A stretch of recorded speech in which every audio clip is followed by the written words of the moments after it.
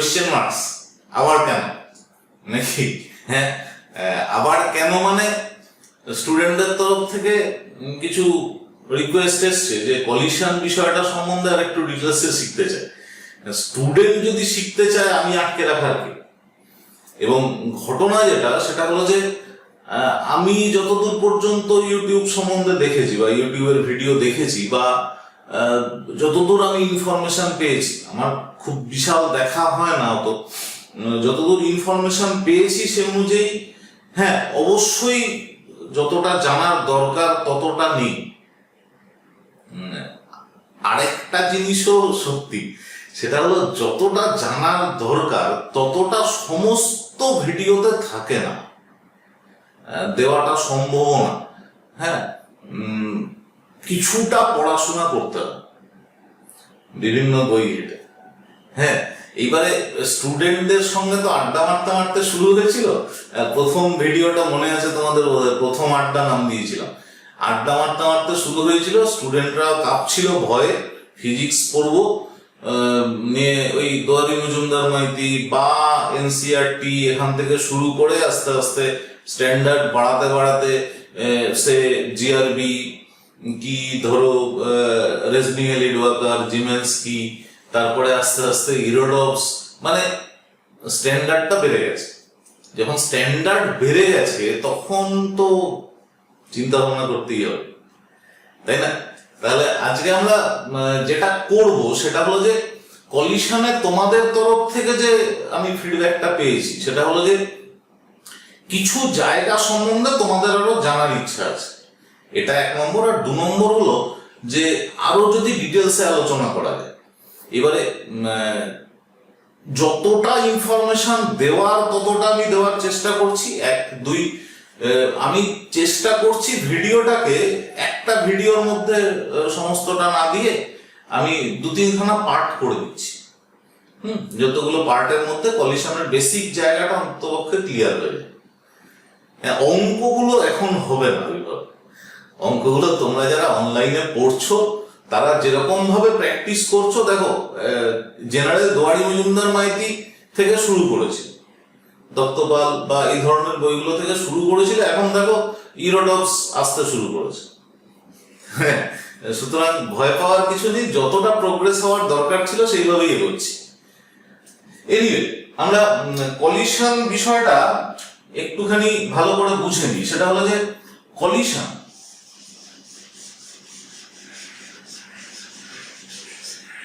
এই বিষয়টা হলো যে একটা অ্যাকশন রিয়াকশন ইম্প্যাক্ট, মানে ঘাত প্রতিঘাত ভালো বাংলায় বললে নাকি। হ্যাঁ, সংঘর্ষ, দুটো বডির মধ্যে kinetic energy transformation, relative velocity transformation বা মোমেন্টামের ট্রান্সফরমেশন, এক্সচেঞ্জ হতে পারে। কখনো কখনো দুটো বডির মধ্যে আগে রিলেটিভ ভেলোসিটি ছিল না, পরে রিলেটিভ ভেলোসিটি তৈরি হলো। হ্যাঁ, কখনো দুটো বডি, একটা বডি কি আর একটা বডির সঙ্গে ধাক্কা মেরে একসঙ্গে চলতে শুরু করে দিল বা ধাক্কা মেরে এগিয়ে দিল। ক্যারাম বোর্ডের স্ট্রাইকার দিয়ে একটা গুটিকে হিট করলে স্ট্রাইকার গুটি একসঙ্গে চলতে থাকলো। This are usually collisions. But technically আমরা যদি কলিশন বিষয়টাকে নিয়ে ভাবি তাহলে this are nothing but action reaction impact. External force 0, বাইরের থেকে কোনো বল প্রয়োগ করনি, এক্সটার্নাল ফোর্স 0, এই অবস্থাতে দুটো বডি নিজেদের মধ্যে কিছু ভাব বিনিময় করবে, মানে ভালোবাসা আদান প্রদান করবে। হ্যাঁ, এই বিষয়টাকে কলিশন বলা হবে। এখন কলিশন এখানে মানে ধরো আমি ক্যারাম বোর্ডের কথাই বলি। ক্যারাম বোর্ডে ধরো তুমি স্ট্রাইকার দিয়ে কোনো গুটিকে হিট করলে, বুঝতে পেরেছো তো? তো স্ট্রাইকার এবং গুটি দুটোই মুভিং অবজেক্ট, বুঝতে পেরেছো তো? আবার যদি রিবাউন্ড করো, মানে বোর্ডের বিটে মেরে আবার যদি স্ট্রাইকারটা ব্যাক করে বা গুটিটা বিটে মেরে তুমি যদি আবার ব্যাক পকেট করো, মানে এক্ষেত্রে কি হয়, মানে স্ট্রাইকার বা গুটি একটা কোনো স্থির কোনো অবজেক্টে বা স্থির কোনো বডিতে ধাক্কা মেরে ফেরত আসে। বুঝেছো কি বলেছি? তাহলে এরকম হতে পারে যে দুটো মুভিং বডির ক্ষেত্রে এরকম অ্যাকশন রিঅ্যাকশন হচ্ছে, আবার এরকম হতে পারে যে একটা মুভিং বডি আরেকটা কোনো রিজিড বা স্থির বডির সঙ্গে অ্যাকশন রিয়াকশন ঘটাচ্ছে, তাই তো? তাহলে টেকনিক্যালি এই দুটো বিষয় আলাদা হওয়া উচিত, উচিত তো? টেকনিক্যালি বিষয় দুটো আলাদা করার জন্য কলিশনের সঙ্গে আরেকটা ফ্যাক্টর আনতে হয়, দ্যাট ইজ কল্ড এলিশন।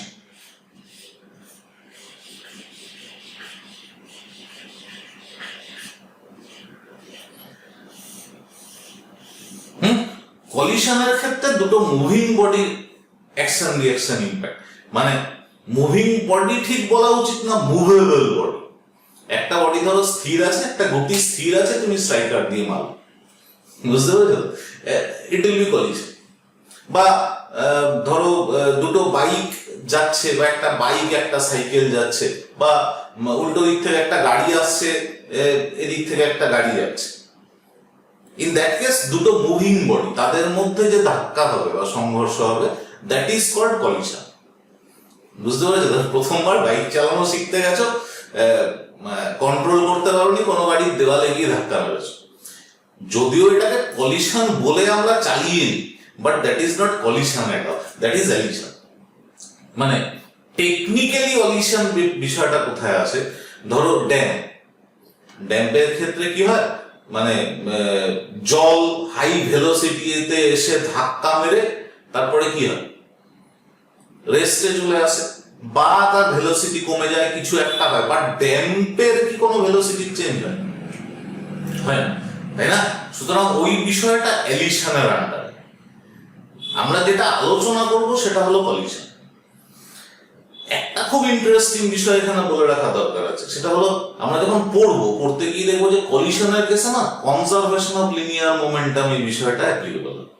যে কোনো collision conservation of linear momentum এটা অ্যাপ্লিকেবল হবে। এলিশনের ক্ষেত্রে conservation of linear momentum applicable হয় না। মানে আমি তোমাদের একটা খুব সহজ এক্সাম্পল বলি। ধরো একটা রাবার বল বা এমনি বল, হ্যাঁ, তুমি একটা হাইট থেকে ফেলে দিয়েছো, ওই বলটা গ্রাউন্ডে স্ট্রাইক করে কিছুটা হাইটে উঠেছে, বুঝতে পেরেছো? তো বিফোর ইম্প্যাক্ট মিনস গ্রাউন্ডের সঙ্গে যে ধাক্কাটা লেগেছে তার আগে বলটার মোমেন্টাম ডাউনওয়ার্ড ছিল, তাই না?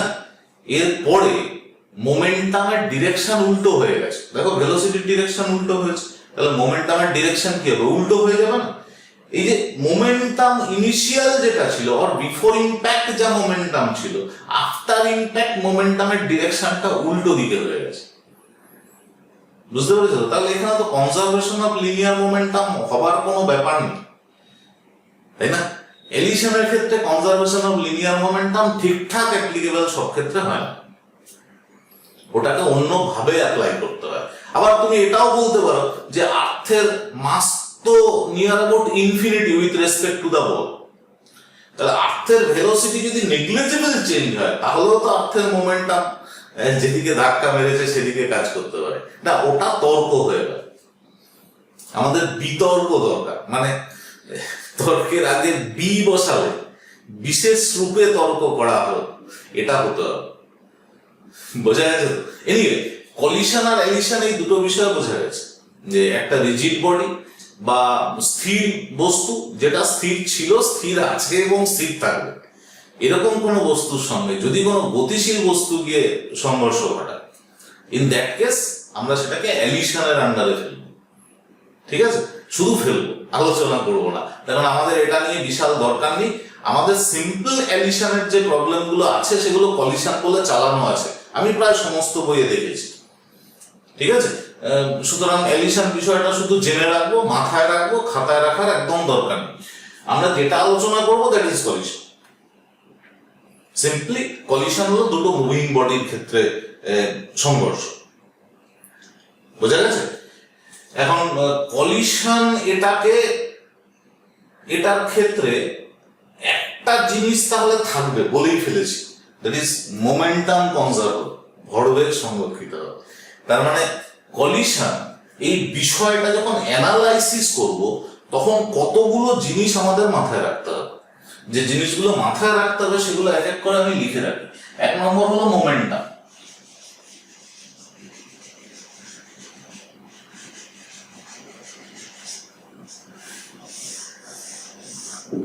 Momentum. সবাই জানো mass into velocity and it is a vector quantity which is directed along the velocity. Momentum. First. Second যেটাকে মাথায় রাখতে হবে that is called kinetic energy.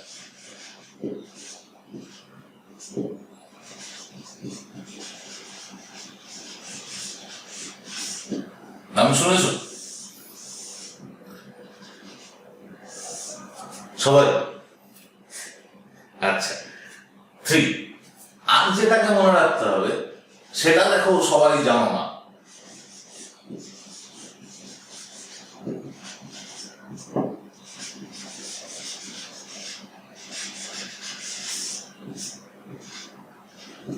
এটা শুনেছো রিলেটিভ ভেলোসিটি জানা? আচ্ছা তাহলে একদম জানা বিষয়গুলো নিয়ে আলোচনা। আমরা যখন কলিশন এটাকে ভালো করে শিখবো তখন এই তিনটে বিষয় আমাদের ঘুরে ফিরে আসবে। First one is momentum, second one kinetic energy and third one relative velocity. ঠিক আছে? রিলেটিভ ভেলোসিটি মানে নট ইন দ্যাট সেন্স, ওই যে ভেক্টরে আমরা যেরকম রিলেটিভ ভেলোসিটি পড়েছিলাম মনে আছে, ওই রকম রিলেটিভ ভেলোসিটি বা অত ডিটেলসে রিলেটিভ ভেলোসিটি এখানে লাগবে না, বাট লাগবে। এনিওয়ে আমরা কলিশনটাকে তাহলে একবার ক্লাসিফাই করি। অ্যালিশন যাক, কলিশন থাকুক। কলিশন বিষয়টাকে আমরা ভালো করে ক্লাসিফাই করি। ক্লাসিফাই করতে গিয়ে আমরা খুব স্বাভাবিক কতগুলো জিনিস নিয়ে আলোচনা করব, পরপর সেগুলো হোপস বুঝতে পারবে, খুব একটা কমপ্লিকেটেড বিষয় নয়। Collisions are classified into two categories. দুভাবে ভাগ করা যেতে পারে। একটাকে বললাম আইডিয়াল কলিশন,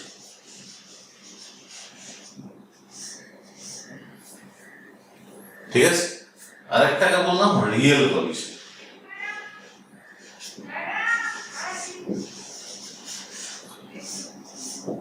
আইডিয়াল কথাটা শুনেই তো বোঝা যায় যে শুনতে ভালো কিন্তু প্র্যাকটিক্যালি থাকে না। আইডিয়াল কলিশন প্র্যাকটিক্যালি প্রায় ইম্পসিবল, প্রায় হয় না, আইডিয়াল কলিশন হয় না। তবু জেনে রাখতে হবে, তার কারণ হলো আইডিয়াল কলিশন যেটা সেটা ম্যাথমেটিক্যালি খুব সহজে সলভ করা যেতে পারে। আইডিয়াল কলিশনের আরেকটা নাম আছে, it is called elastic collision.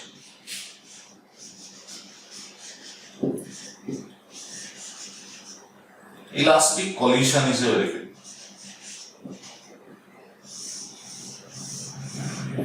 এটাকে ইলাস্টিক কলিশন বলা যেতে পারে। কলিশনের সঙ্গে ইলাস্টিসিটি বেশ কিছুটা রিলেটেড অবশ্য, যদিও এখানে ইলাস্টিসিটি দিয়ে আলোচনা করাটা উচিত হবে না। পরে কখনো যদি সময় হয় তোমাদের সঙ্গে এটা নিয়ে আলোচনা করা যাবে। আইডিয়াল কলিশন এর আরেকটা নাম হলো ইলাস্টিক কলিশন। রিয়েল কলিশন এর নাম অ্যাকচুয়ালি ইনইলাস্টিক কলিশন। হ্যাঁ, কিন্তু আমরা রিয়েল কলিশন এটাকে আমরা দুটো ভাগে ভাগ করব। ইনইলাস্টিক কলিশন যেটা, এটাকে আমরা দুটো ভাগে ভাগ করে নেব। এর একটাকে লিখবো ইনইলাস্টিক কলিশন,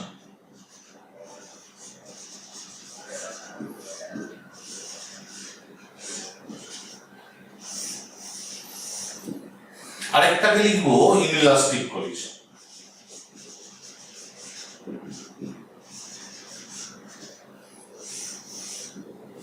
এটা আবার কিরকম ভালো ইনইলাস্টিক কলিশন, ইনইলাস্টিক কলিশন একদমই না। এই ইনইলাস্টিক কলিশনটাকে আমি বলবো perfect inelastic collision. It is called perfect inelastic collision.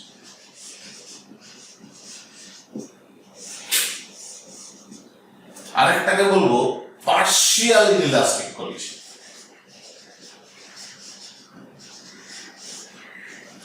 সাধারণত যে কলিশন গুলো হয় those are usually in this category, মানে partial inelastic collision. Perfect inelastic collision comparatively কম হয়। পারফেক্ট ইনইলাস্টিক কলিশন এর আরেকটা নাম আছে, those are প্লাস্টিক কলিশন।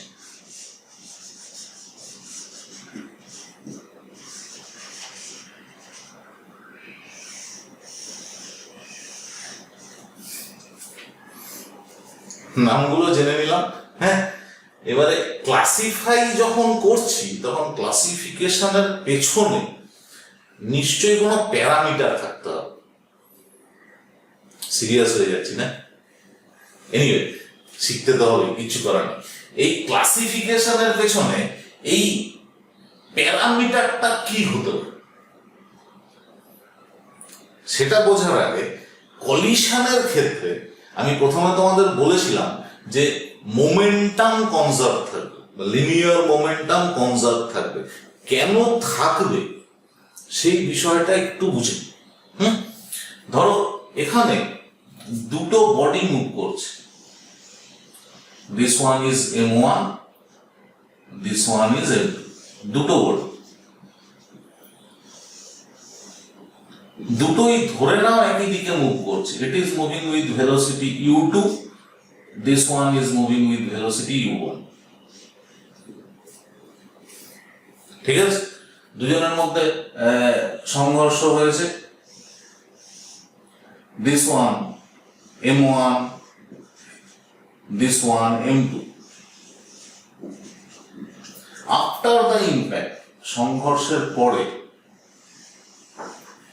আবার M2 M1 ডিটাচড হয়ে গেছে। This one is M2, this one is M1। It is moving with velocity v1 and this one is moving with velocity v2. Same direction, আমরা direction একই দিকে নিয়েছি আমাদের সুবিধার জন্য। ঠিক আছে, নিচে দাগ দিয়েছি মানে ভেবো না রাস্তার উপর দিয়ে যাচ্ছে, এখানে ফ্রিকশন কাজ করবে। হ্যাঁ, এটাকে আমি একসঙ্গে আঁকি তাহলে বিষয়টা আরো ক্লিয়ার হবে। যদি একটু অসুবিধা হলেও হতে পারে, তার কারণ হলো ছোট করে এঁকেছি। এটা হলো before the collision. This one is after.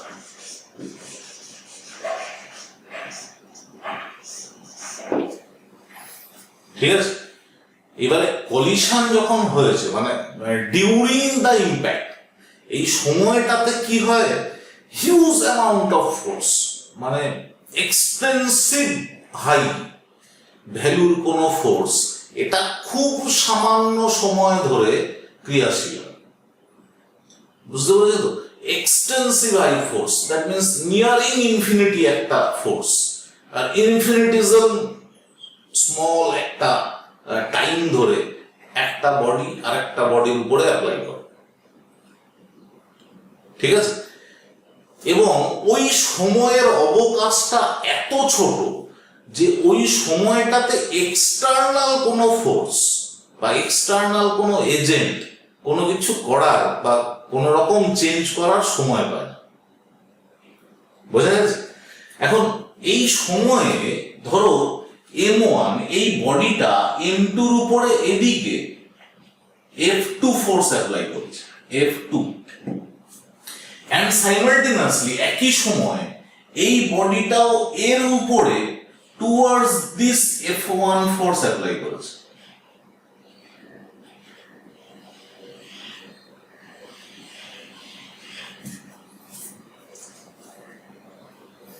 কি হতে পারে না? অবশ্যই হতে পারে না। মানে F1 যদি অ্যাকশন হয়, F2 যদি রিঅ্যাকশন হয়, তাহলে অবশ্যই action reaction equal and opposite হবে, আমরা সবাই জানি। বাট আমি এখানে একই দিকে ধরেছি আমার সুবিধার জন্য। কি সুবিধা বলো তো? দুটো ভেক্টর একই দিকে যদি ক্রিয়াশীল হয় তাহলে অ্যাড করলে স্কেলারের মতন অ্যাড করে দেওয়া যেতে পারে। অর্থাৎ net force acting on the system, F net, it is equals to F1 plus F2। আমরা এমনিতেই লিখতে পারি, লেখা যায় না? স্কেলারের মতন বিহেভ করবে, সিম্পল। এখানে F net মানে এই নেট ফোর্স সিস্টেমের উপরে কে অ্যাপ্লাই করেছে? External agent. কিন্তু ওই যে বললাম এক্সটার্নাল এজেন্টের হাতে অতটা সময় নেই, সময় দেওয়া হয়নি, হ্যাঁ, যাতে ও সেই ফোর্সটা অ্যাপ্লাই করতে পারে। বা এইভাবে ভাবতে পারো, যেহেতু এই অ্যাকশন রিঅ্যাকশন ইম্প্যাক্টের সময় এই দুটো বডির মধ্যে যে ফোর্স কাজ করছে, that is F1 and F2, এই দুটোর ভ্যালু এতটাই হাই, এখানে যদি এক্সটার্নাল ফোর্স কাজও করে কোনোভাবে, তাহলেও তার ইম্প্যাক্ট নেই প্রায় কোনো, বুঝতে পেরেছো? তার কোনো অ্যাপ্লিকেশন নেই। হ্যাঁ, আমরা এক্ষেত্রে তাহলে আমাদের সুবিধার জন্য বা অ্যাজ পার ডেফিনেশন আমরা ধরে নেব this F net is F external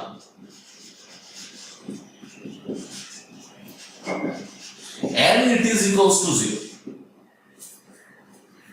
বুঝা গেছে?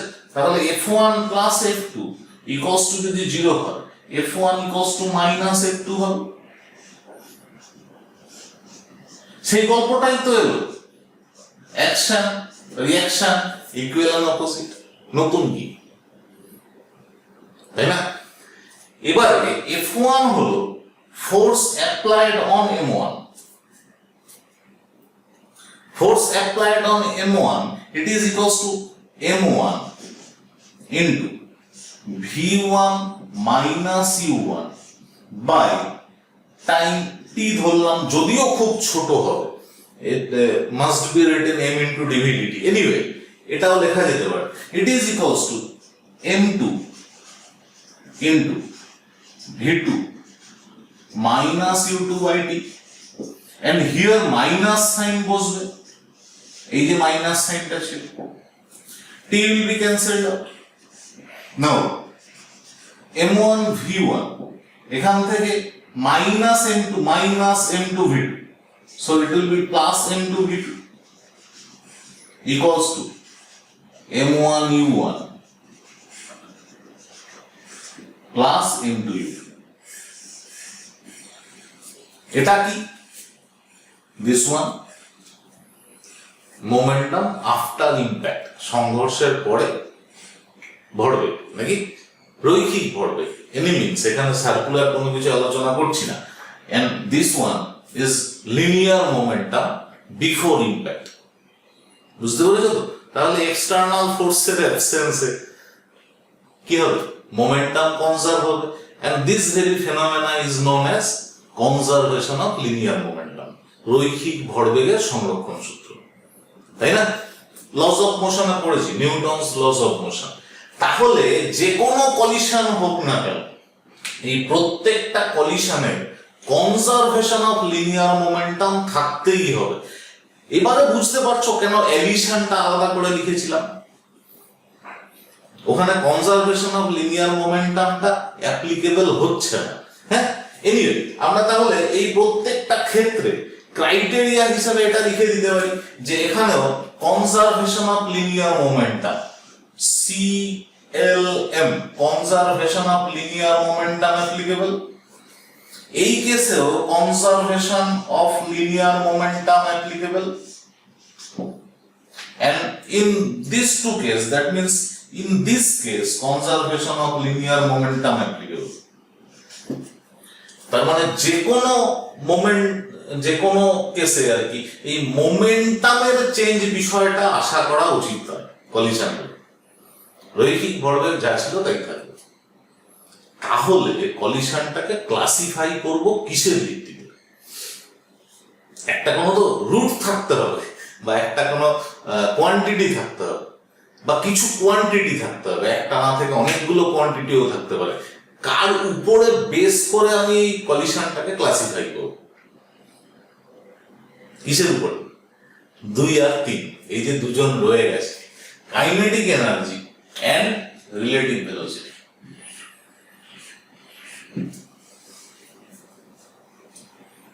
ঠিক আছে, তাহলে আমরা এবারে দেখব যে কাইনেটিক এনার্জি আর রিলেটিভ ভেলোসিটি এই দুটোর উপরে বেস করে কলিশনকে কিভাবে ক্লাসিফাই করা যায় বা কিভাবে ক্লাসিফাই করা হয়।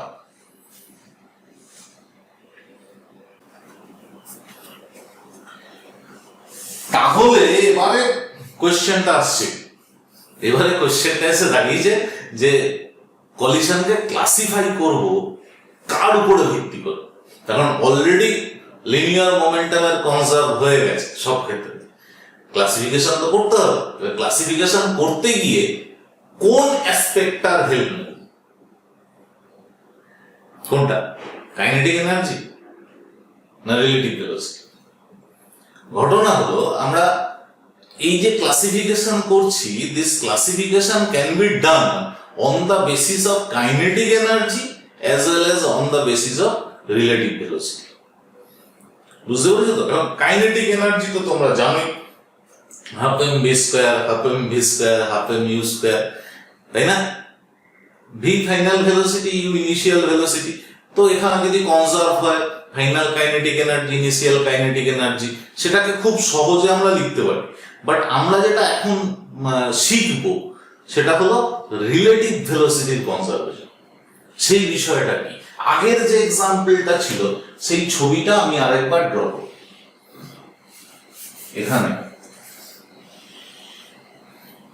এখানে দুটো বডি ছিল, তাদের কলিশন হয়েছে, তারপর আবার ডিটাচড হয়ে গেছে।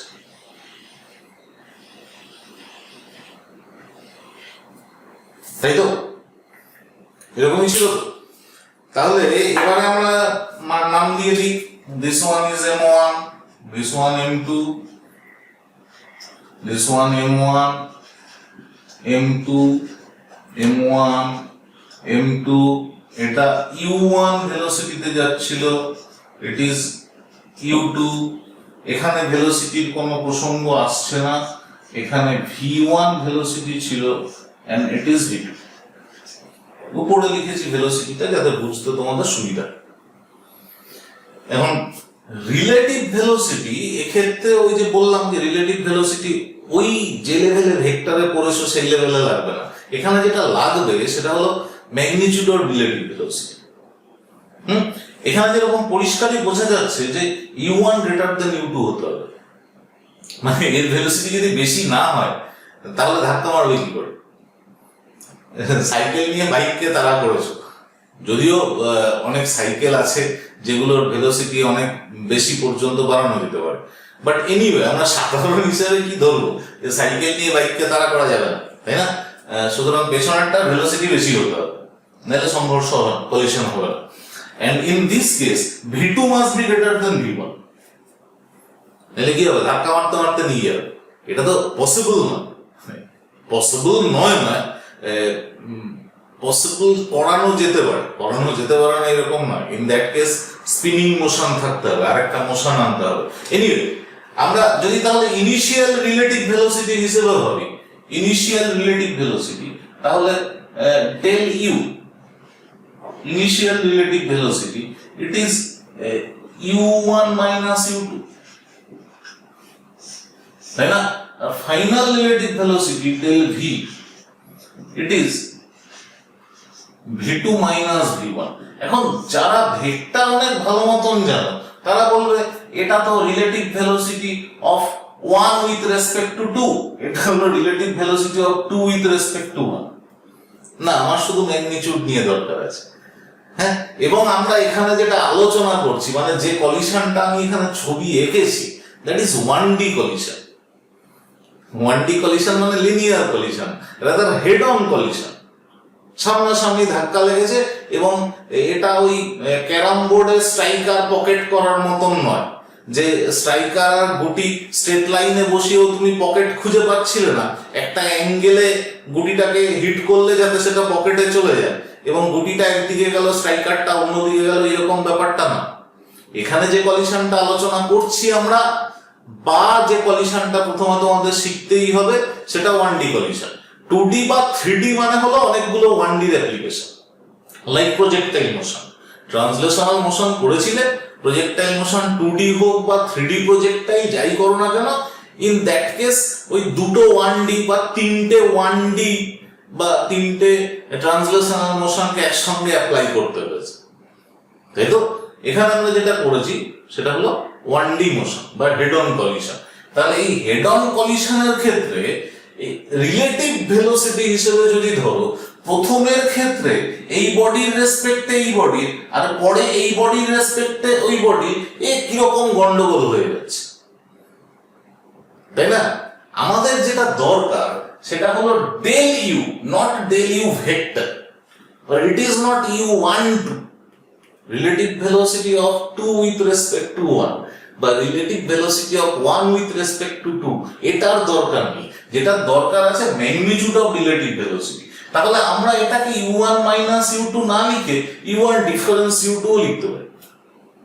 এনিওয়ে, কলিশন পড়ার জন্য যে টার্মটা আমাদের নতুন করে এখানে শিখতে হবে, that is called coefficient of restitution.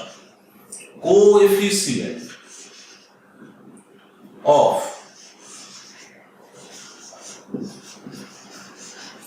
restitution।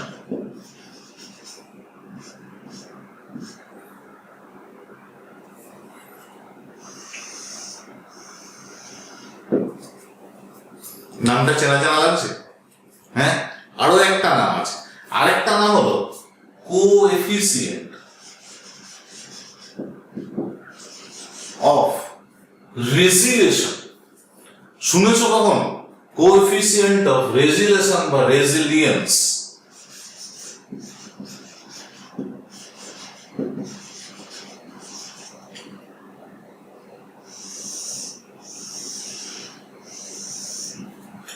Coefficient of resilience, এই coefficient of resilience or coefficient of restitution এর বাংলা হলো সংঘর্ষ গুণাঙ্ক, ভালো বাংলা হলো প্রত্যাবস্থান গুণাঙ্ক। ঠিক আছে, যাই হোক, এটাকে ই দিয়ে স্পেসিফাই করা।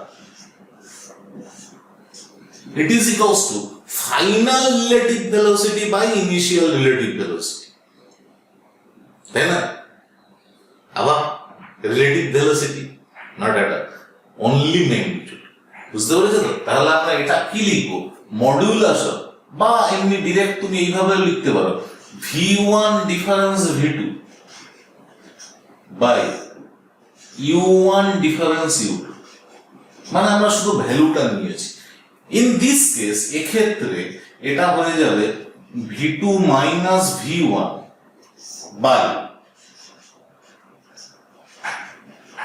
u1 minus u2। এই এক্সাম্পল যেটা আমরা নিয়েছি তার রেসপেক্ট। ঠিক আছে, এই coefficient of restitution or coefficient of resilience এই বিষয়টার উপরে বেস করে তুমি কলিশনকে ক্লাসিফাই করতে পারো। বুঝা গেছে? হ্যাঁ, আচ্ছা, কিভাবে ক্লাসিফাই করা যায় দেখা যায়। আমরা যে পারফেক্টলি ইলাস্টিক কলিশন বলেছিলাম, perfectly elastic collision or elastic collision, only elastic collision হিসেবে লিখি ইলাস্টিক কলিশন।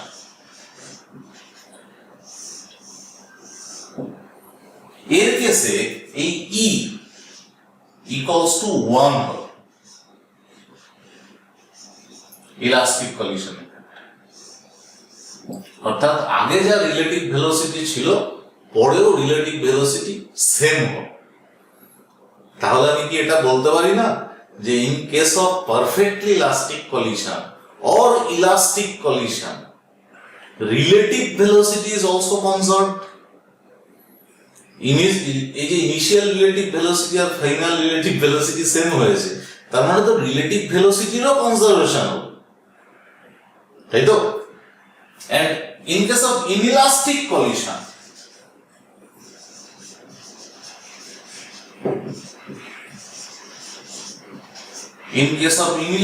কলিশন এখানে ই কত এই ভ্যালুটা লিখবো না, আমরা নট ইকুয়ালস টু 1 লিখবো।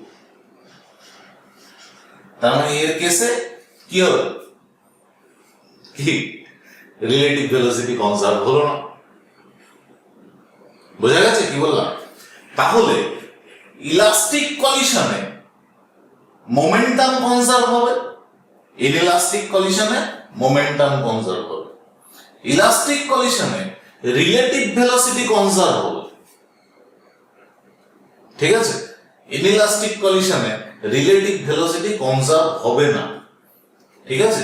তাহলে আমি এইভাবে যদি লিখি যে conservation of linear momentum CLN,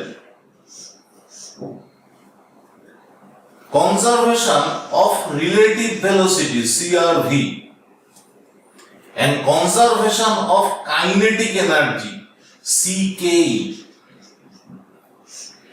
এই তিনটে ফ্যাক্টর এখানে CLM conservation of linear momentum, CRV conservation of relative velocity, CKE conservation of kinetic energy.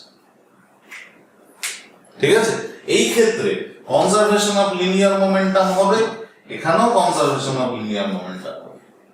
এখানে রিলেটিভ ভেলোসিটি কনজার্ভ হবে, এখানে রিলেটিভ ভেলোসিটি কনজার্ভ হবে না। বুঝতে পেরেছো? কাইনেটিক এনার্জি এটাও এই কেসে কনজার্ভ হবে। ঠিক আছে, এখানে কাইনেটিক এনার্জি এটাও কনজার্ভ হবে। বোঝা গেছে? এবং আমরা পরবর্তী ক্ষেত্রে যখন অ্যানালাইসিস করব তখন দেখব যে রিলেটিভ ভেলোসিটি যদি কনজার্ভ হয় এই কেসে, তাহলে কাইনেটিক এনার্জি যেটা আছে সেটাও এই কেসে কনজার্ভ হবে। আবার উল্টোটাও হতে পারে, দ্যাট ইজ কাইনেটিক এনার্জি যদি কনজার্ভ হয় তাহলে রিলেটিভ ভেলোসিটিটাও কনজার্ভ হবে, মানে হেড অন কলিশনের কেসে অ্যাটলিস্ট। বোঝা গেছে কি বললাম? তাহলে ইলাস্টিক কলিশনে এই যে তিনখানা প্যারামিটার আছে, তিনটে প্যারামিটারই কনজার্ভ হবে। ইনইলাস্টিক কলিশনে শুধু এটা কনজার্ভ হলো, বাকি দুটো হলো না। ইনইলাস্টিক কলিশনকে আমরা আবার দুটো ভাগে ভাগ করেছিলাম, মনে আছে? ইনইলাস্টিক কলিশনকে, এবার ইনইলাস্টিক কলিশনের যে দুটো ভাগ আছে, একটাকে আমরা লিখেছিলাম প্লাস্টিক কলিশন, একটাকে লিখেছিলাম পার্সিয়াল ইলাস্টিক কলিশন, একটাকে লিখেছিলাম পারফেক্টলি ইলাস্টিক কলিশন, একটাকে লিখেছিলাম partial elastic collision. Perfectly elastic collision মানে যেটাকে আমরা প্লাস্টিক কলিশন বলছি, প্লাস্টিক কলিশন, এই কেসে ই এর ভ্যালু 0 হয়ে যায়।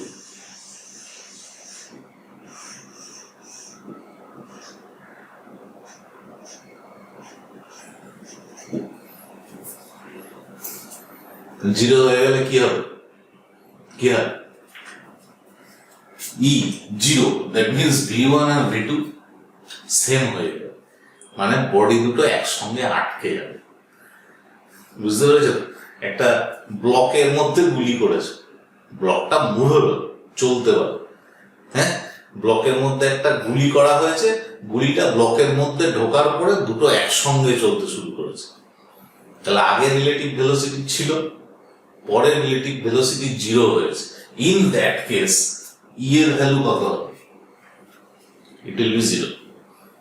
বুঝতে পেরেছো? আমরা যখন এটাকে ডিটেলসে আলোচনা করব তখন হয়ে যাবে, কোনো অসুবিধা নেই। তাহলে একদম সিম্পলিফাইড ওয়েতে তোমাদের কলিশন বিষয়টা কি, আর কলিশনের কিভাবে তুমি আলাদা করে ক্লাসিফাই করবে, বা কলিশনটাকে কিভাবে অনেক ভাগে ভাগ করবে পড়তে সুবিধা হওয়ার জন্য, সেটা নিয়ে আমরা আলোচনা করে নিলাম। এরপরে আমরা ওই ইলাস্টিক কলিশন আর ইনইলাস্টিক কলিশন এই বিষয়টা শিখে নেব। তারপরে দেখবো যে যদি হেড অন কলিশন বাদ দিয়ে আর কোনো কলিশন সম্বন্ধে 2D বা 3D শেখা যায়। ঠিক আছে, ওকে, পড়তে থাকো।